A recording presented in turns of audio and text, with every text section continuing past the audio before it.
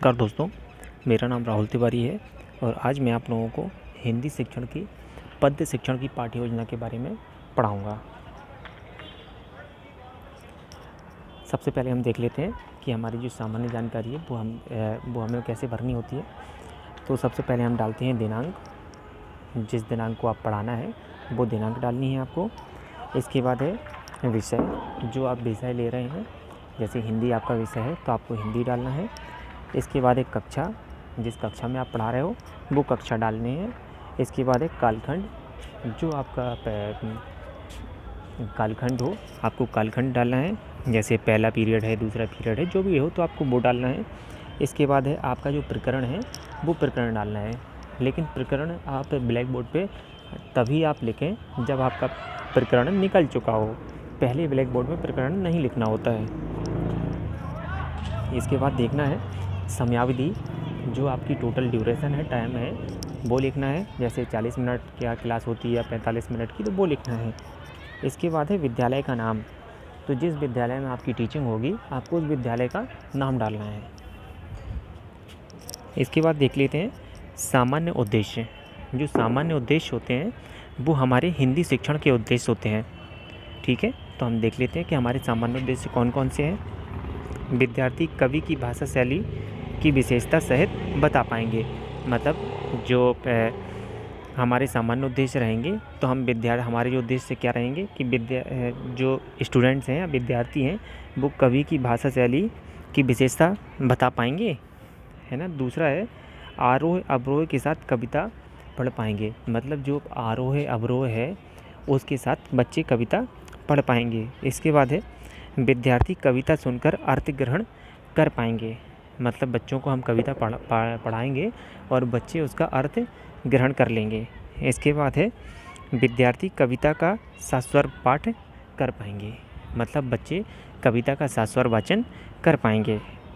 इसके बाद देखते हैं हम विशिष्ट उद्देश्य। जो सामान्य उद्देश्य होते हैं हमारे सब्जेक्ट से रिलेटेड होते हैं, और जो विशिष्ट उद्देश्य होते हैं वो हमारे टॉपिक से रिलेटेड होते हैं। तो हम देख लेते हैं कि हमारे जो टॉपिक से रिलेटेड कौन कौन से हमारे विशिष्ट उद्देश्य हैं। पहला है छात्रों को झांसी की रानी कविता के प्रति रुचि जागृत कराना। मतलब हमारा टॉपिक है झांसी की रानी, तो हमारे उद्देश्य क्या है कि बच्चों में झांसी की रानी कविता के लिए उनकी रुचि जागृत कराना। दूसरा है छात्रों में लय ताल का ज्ञान कराना। मतलब लय और ताल के साथ बच्चे कविता पढ़ पाएँ। इसके बाद है छात्रों में भावना के अनुसार काव्य पाठ की क्षमता उत्पन्न कराना। इसके बाद है छात्रों को कविता का संदेश की सराहना करने योग्य बनाना। इसके बाद देख लेते हैं सहायक सामग्री। सहायक सामग्री में आप जो टीचिंग करने जब जाओगे तो आपको कौन कौन सी ऐसी सामग्री है जो लेके जानी है। पहला है चाक, डस्टर, लपेट स्याम्पट या रोलर बोर्ड।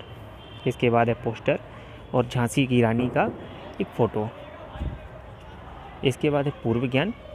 पूर्व ज्ञान के बारे में देख लेते हैं। छात्र छात्राएं रानी लक्ष्मीबाई के बारे में सामान्य जानकारी रखते हैं। इसके बाद है प्रस्तावना प्रश्न। प्रस्तावना प्रश्न हम तब पूछते हैं जब हमें अपना टॉपिक या प्रकरण निकलवाना होता है। तो देख लेते हैं कि हमारा टॉपिक कैसे निकलेगा। पहला क्वेश्चन हम बच्चों से पूछेंगे कि भारत को स्वतंत्रता कब मिली। ठीक है, तो बच्चे हमें बता देंगे कि 1947 में भारत को स्वतंत्रता मिली। इसके बाद दूसरा क्वेश्चन रहेगा हमारा, भारत को स्वतंत्र कराने में किस किस का योगदान रहा। तो बच्चे हमें बता देंगे गांधी जी, सुभाष चंद्र बोस, भगत सिंह आदि का, है ना, और बहुत सारे नाम बच्चे बताएंगे।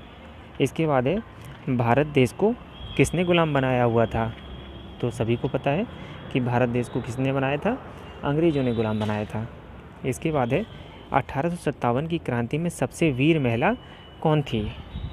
तो बच्चे इसका हो सकता है कि आंसर ना दे पाएँ, तो ये हमारा समस्यात्मक क्वेश्चन हो जाएगा। इसके बाद हमारा उद्देश्य कथन होगा कि बच्चों आज हम लोग भारत को स्वतंत्रता दिलाने में सबसे महत्वपूर्ण योगदान देने वाली भारत की महान वीरांगना झांसी की रानी के बारे में पढ़ेंगे। इसके बाद है प्रस्तुतिकरण।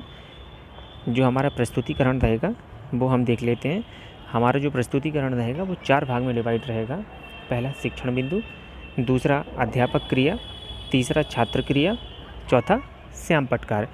शिक्षण बिंदु वो होते हैं जिस बिंदु को लेके हम अपना जो टीचर होते हैं वो पढ़ाते हैं। तो पहला है कवित्री परिचय। सबसे पहले जो टीचर रहेगा वो कवित्री का या सुभद्रा कुमारी चौहान के बारे में सामान्य जानकारी देगा।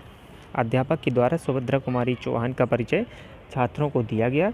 छात्रों ने क्या किया, सभी विद्यार्थी ध्यानपूर्वक सुनेंगे। ठीक है। इसके बाद एक कविता का परिचय। अध्यापक छात्रों को 1857 की क्रांति के बारे में बताएंगे और सभी बच्चे ध्यानपूर्वक सुनेंगे। इसके बाद है आदर्श वाचन। अब शिक्षक विद्यार्थियों को किताब खोलने के लिए कहेंगे और सभी बच्चे अपनी किताब खोल लेंगे।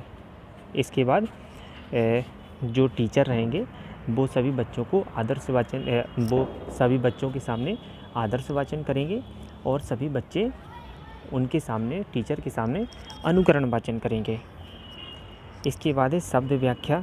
शिक्षक के द्वारा कठिन शब्दों की व्याख्या की जाएगी और सभी बच्चे ध्यानपूर्वक सुनेंगे और अपनी कॉपी में नोट डाउन करेंगे। इसके बाद है भाव विश्लेषण। शिक्षक प्रश्नों एवं कथन की सहायता से भाव को स्पष्ट करेंगे। विद्यार्थी ध्यानपूर्वक सुनेंगे। अब हम देख लेते हैं कि हमें जो ब्लैक बोर्ड वर्क है वो क्या करना होता है। ब्लैक बोर्ड वर्क में हमें सबसे पहले कठिन शब्द का निवारण करना है। जो भी कविता है, कविताओं में जो कुछ शब्द ऐसे आते हैं कि जो कठिन होते हैं और बच्चों को समझ नहीं आते हैं, तो हमें उन सभी कठिन शब्दों को ब्लैक बोर्ड में लिखना है जिससे कि बच्चे उन सभी का अर्थ जान पाएँ। पहला है मर्दानी। मर्दानी मतलब मर्दों की जैसी। दूसरा है फिरंगी। फिरंगी का मतलब होता है अंग्रेज। वैभव का मतलब होता है धन संपदा। कृपाण का मतलब होता है तलवार और छबीली का मतलब होता है चंचल। इसके बाद हमारा सामान्यीकरण। तो हम बच्चों को बोलेंगे, आज हमने भारत की एक महान वीरांगना एवं झांसी की रानी लक्ष्मीबाई के बारे में पढ़ा। भारत को स्वतंत्रता जरूर 1947 में मिली, परंतु रानी लक्ष्मीबाई ने स्वतंत्रता से 90 वर्ष पूर्व स्वतंत्रता की चिंगारी जला दी थी और यही चिंगारी 1947 में आग बनकर बनी, जिससे अंग्रेज़ों के कभी ना अस्त होने वाले सूर्य को सदा सदा के लिए भारत से अस्त कर दिया। इसके बाद हमारे पुनरावृत्ति प्रश्न है। पुनरावृत्ति प्रश्न में हम पूछेंगे, झांसी की रानी कविता किसके द्वारा लिखी गई है। सभी को पता है कि ये कविता सुभद्रा कुमारी चौहान के द्वारा लिखी गई है। इसके बाद है सुभद्रा कुमारी चौहान लक्ष्मीबाई को मर्दानी क्यों कहती हैं, क्योंकि उन्होंने मर्दों के जैसे काम किया है, इसलिए उनको मर्दानी कहा जाता है। इसके बाद है गुमी हुई आज़ादी की कीमत सबने पहचानी थी। इस पंक्ति का भाव स्पष्ट कीजिए। ठीक है, तो जब स्टूडेंट रहेंगे उसका आंसर देंगे। इसके बाद है रानी लक्ष्मीबाई कहाँ की रानी थी। तो सभी बच्चों को पता है कहाँ की रानी थी, झांसी की रानी थी। इसके बाद हमें गृह कार्य बच्चों को देना है। झांसी की रानी के जीवन में हमें क्या प्रेरणा मिलती है, बच्चे घर से करके लेके आएंगे। और दूसरा है झांसी की रानी के जीवन की कहानी अपने शब्दों में लिखिए। बच्चे सभी अपने घर से करके लेके आएंगे। इसके बाद है लास्ट में पर्यवेक्षक के हस्ताक्षर और छात्र अध्यापक के हस्ताक्षर। ठीक है, थैंक यू सो मच।